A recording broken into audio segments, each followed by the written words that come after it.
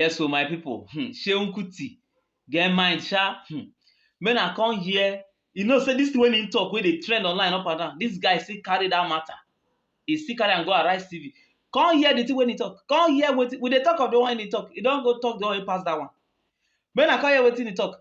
But anyway, he make a very very good point and he make a very very good opinion. But when I listen, take note of the opinion when he make. They also very important. Welcome back to Arise Prime Time, where we offer perspectives on the news and talking points of the day. I'm Charles Anyegolu.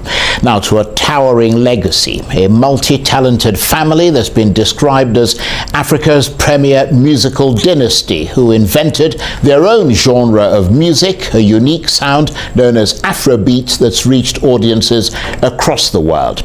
It was originally shaped and defined by one man, Fela Anikulapo Kuti, amid the culture and conflict of Nigeria. But today that legacy lives on through his children, and prominent amongst them is the Grammy-nominated multi-instrumentalist Seun Kuti. Beyond his groundbreaking, superbly original music, Seun, like his father before him, is also something of a political revolutionary, strongly criticizing corruption, injustice and oppression in Nigeria. It's made him hugely popular, a hero to many working-class Nigerians. But is his incredible music that is still his biggest draw? A lot of people tapping their feet here, and I'm suitably delighted to say that the impossibly multi-talented Seun Kuti joins me now from our studios in Lagos. Thank you very much indeed, Seun, for coming in, although you were a bit late, which rather shortens the time that we've got with you, sadly. Hi, how you doing, Charles? I can't really hear you, kind of breaking up. Oh dear, that's a bit sad. Can you hear me better now? Yeah, I can hear you better now. Right, I was just saying that we're really delighted to have you, and it's a bit sad that you came in a bit later than we were expecting you, so that means that the time we've got with you is slightly shorter. I'm really sorry, it was just a little bit of miscommunication. He told me at 8, but he said I don't need you to come in at 8 because you are not the first to go on, so maybe between 8:15 and 8:30. And me with my lazy self, I just chose the 8:30 end of the spectrum. Anyway, the point is that you made it here, so we're absolutely delighted. I mean, we're listening to a bit of your music there. Of course, very socially and politically conscious. I mean, how much does that music you produce deliver the sort of impact that you would like it to? Oh well, music is the sort of art that is kind of everlasting. So for me, definitely, I'm not even looking at only today. I'm looking at a time in Africa where young African people are on the march to their freedom, and my music is one of those songs that are chosen as is chosen rather as a soundtrack to our great movement of liberation. This is why I write songs. This is what I think about when I'm writing my songs. The joyous moment. Africans are on their path to fulfilling their true potential. As the greatest people in the world. And having strong Pan-Africanist songs. To back that. That is my own dream. Well, actually, that's the thing that is so attractive, I think, certainly for me, about your music, and of course for a lot of other people, because it's been good enough to be nominated for a Grammy. So that really affirms your style, but it also affirms your success, doesn't it? Well, I don't think so. I think success is also subjective, What does it mean to be successful? Does it mean that you're able to do the things you want to do and you're happy doing the things you want to do, and you're your own man and you can make your own artistic decisions and also personal decisions in your life? What is success really? Or does it mean we have enough fiat currency to just consume as much as we want, even though we're living in a world where, we are complaining every day about waste and global warming and everybody is just consuming and consuming? So success is relative. I think, maybe if I was after some money, I can say yes, it's affecting my my success. But the fact that, you know, I see success as being able to be your own person, I wouldn't say it is really affecting my success. Maybe financial success, yes, but not as a human being, no. Well, let's talk about the things that you are ideologically grounded in, which is probably perhaps a way to measure that success. The fact that you really believe in the things that you talk about: African empowerment, the fight against corruption, instituting a better government and governance in Nigeria. You've been making a lot of comments recently about the upcoming presidential election and some of the candidates, and also the issues around that ballot. I mean, what has captured your interest and caught your attention most about that upcoming election? I think the most important part of this election, is youth participation, the way young people are participating, and not only young people actually, even professionals, and professionals are the most apathetical people in Nigeria when it comes to elections. But this year, a lot of us are really involved and trying to make it happen. Everybody's like, I'm voting like that. So that for me is the greatest, most interesting thing I've seen in this election. And I hope that we're able to carry that same energy going forward, in terms of also participating not only in the voting process of our election, but also in the civil part of our elections as well, governance as well.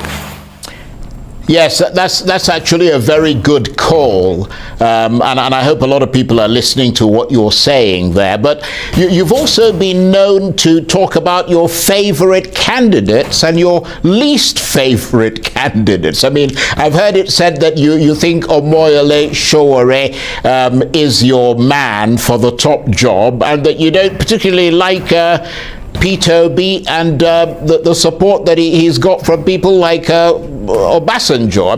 What are your? Can you kind of clarify and expand a bit on that? No, okay. Let me clarify. I haven't said Sowore is my man for the job, and I can't even say that officially. I am the pro tem chairman of the Movement of the People. And it's impossible for me to have a candidate in the election that is not in my movement. When we become a party, I've been stopped by my organization from campaigning or choosing any candidate. What I have said though is that of all the candidates, in this 2023, my preference, the one I prefer, I think is the best, is Omoyele Sowore. And I said even at that, I don't think that the movement that he has led can accomplish what we need in 2023, which is a complete overhaul of the establishment, and that was the point I was trying to make. And I said that even if the internet's favorite, who is Peter Obi, wins, he will face the same issue, which is a government that is hostile to him, from day one, and people were angry because I said he was an opportunist, but in the right form of the word, that's what happened. He saw an opportunity and he took it. Just that for me, in business life, opportunism is awesome.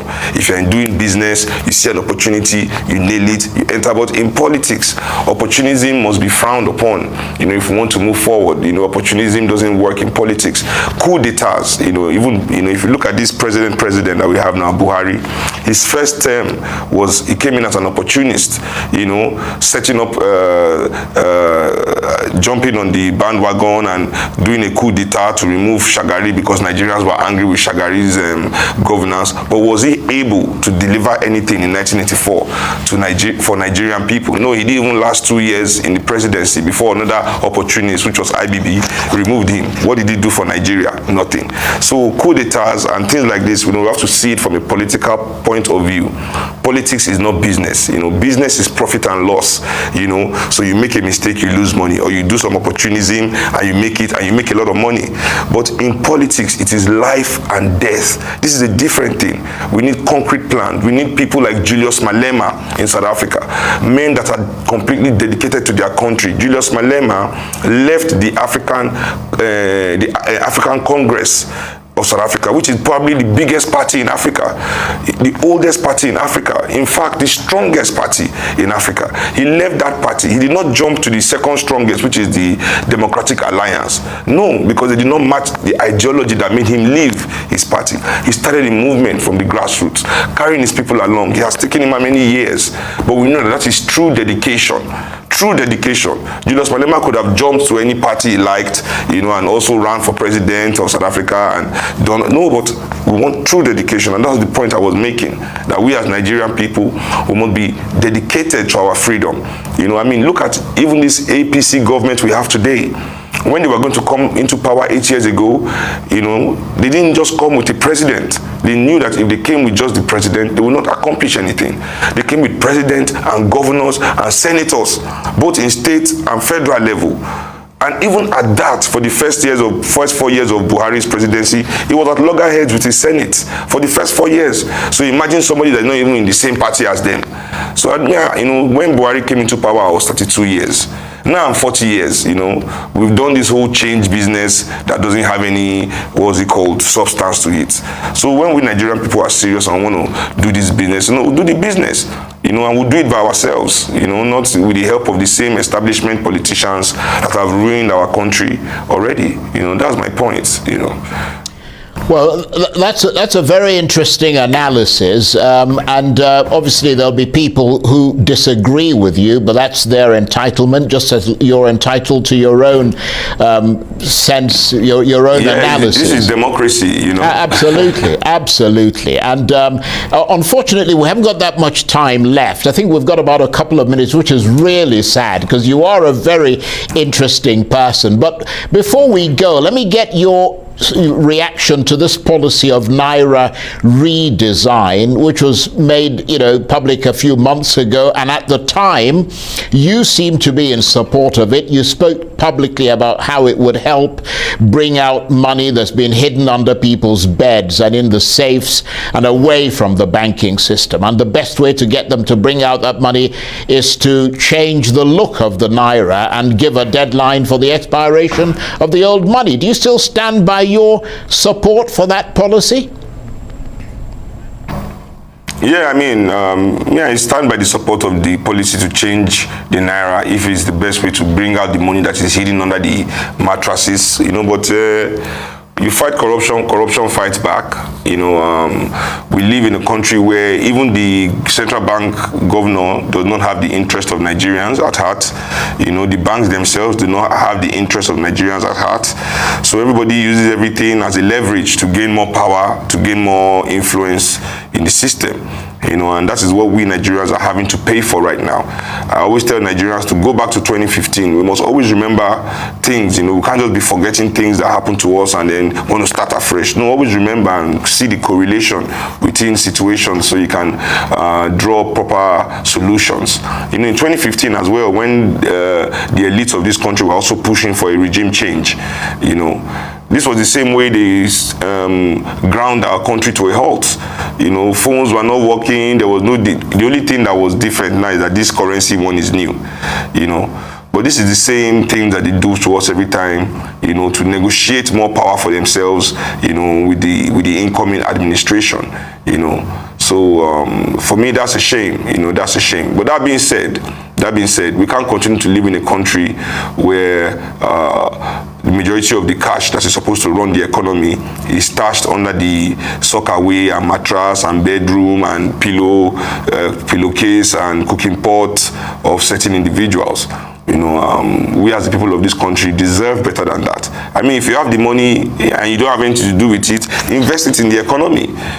Create jobs, create employment. Why do they the same people that hoard Indomie, people with private jets that will hoard Indomie, hoard Gari, hoard rice that was donated for palliative, same behavior they have with the Naira. And the real reason why there's no Naira in circulation is because the funny thing is because the same people that have returned their money from under the bed have packed all the new Naira and put it under the bed too. And on that incredibly jocular note, I want to thank you very much. And please come back and talk to us again. We'll give you a lot more time. Seun Kuti is, of course, a multi-talented, multi-instrumentalist, Grammy Award-nominated Afrobeat star, and he was talking to me there from Lagos. That's it for this edition of Arise Prime Time. Join us again next week. From me and the entire team here in Abuja and Lagos, bye-bye, and thank you for watching. So, me, I know they against wetin Seun dey talk. Okay? It's good say Nigerian youth gather. Mo gather, change this country. But I beg, which kind gather again? One gather wey pass the one we gather during EndSARS. Wetin we see comot inside? No be say we so we lose people. We no dey ready for that kind thing again. Wetin me I dey talk my own be say, number one thing wey dey help country grow na democracy. When you get democracy, people, at least you go get leader wey dey lis ten to people. The challenge wey we get now be say we dey practice democracy in dictatorship. That is the dictatorship in disguise. Na we dey practice. This one wey Buhari dey do wey be president, that one wey no dey hear person, wetin person dey talk. That one wey court go say make leave person go hold am well. Na that one be democracy. Abeg, democracy no dey this country. Democracy na we dey. Na everybody dey craze. Everybody wey dey for that house rock, all those wey dey work for that, all dey craze o. The one wey dem dey call Festus Keyamo wey be minister, wey Nigerian government dey pay money as minister, e leave the work wey dem send am go dey work for APC.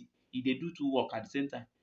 Una know say all these things na things wey be say ordinary me like this, I fit just go court talk say this guy dey do anyhow, I sue am to court. Try am for this country. Na you come sue. Na you wey come sue. Na prison dey end. Shebi for your family like to dey sue people. You go sue the one wey go put you for prison. That one be this one wey dey na dictatorship we dey. So wetin we need first and foremost na to restore democracy, so that the leaders wey we go get na the one wey dey hear. Make I tell na something. You see somebody like Tinubu, ooh, that one. This one wey Buhari no dey hear. Buhari go be say e ear no get problem. If Tinubu enter there, you go talk, you go hear, you finish, go say go first. Somebody wey tell you say he no dey fit come social media again because they dey abuse am. That is to tell you wetin, say him dey capable of banning social media. If the thing too torment am, he go ban am so that una no go use am again. Una no understand. That one, in short, if that one win, if you talk anyhow, no be police they go come dey use dey carry you again. Na talks they go send come carry you. They go. Shebi you sabi talk anyhow, you sabi comment anyhow for people post. They go wire you, eh? That one no be, that one na dictator, na himself be. Then when we talk of democracy, we need to restore democracy first. And democracy, the only democratic person wey we dey look now with our eye now, na Peter Obi. I fit reason Atiku, but you know why Atiku no? I no go even mention Atiku for here. When I go warn every Nigerian wey stay away from that one, be say, number one, that Atiku, he's coming to uphold the agenda of those Fulani people, those Fulani herdsmen. He's coming to uphold their agenda. Now those ones, anything wey those ones want, na you go do. Now starting from there first, now there, now Nigeria go first finish. Then apart from that one, this one go come sell everything we will get. Carry and talk say you want raise money. You want raise money for country now to sell our property. The one we sell in the past, wetin happen to them? You know say, oh God, see, we no even the reason article because that one no get any recovery plan for Nigeria. Now, why are the reason? Why I say Peter Obi na the number one first step wey Nigerian youth need to take to restoring this country? Be say Peter Obi na project of the youth na e be. That one no fit go enter Aso Rock and come to say he wan close him ear. He no fit try am. He no go try am. If he enter Aso Rock, all of us go dey rule Nigeria together because transparency go dey. And Peter Obi na somebody wey dey like to dey transparent. They like to dey keep people updated. So this kind with Peter Obi, the youth, at least if we wan do protest, we go do protest in peace. No, but nothing like say you dey do protest, then send army, make dem go. Nobody, you know all those kind of things. So I no dey against wetin Seun dey talk, but abeg make we start with Peter Obi. I no wan make we come dey lose youth again o. So make we start with Peter Obi first. If Peter Obi don enter there, then one even come talk say we wan form our own political party. We go do am in a very democratic way, in a diplomatic manner. No be the one we say we go start with the gbidi gbada again. Later, last, we no go achieve am. We go still lose people. So Seun, this the way you talk, I like am, but abeg make we follow this way first. Make we first finish with Peter Obi first, okay?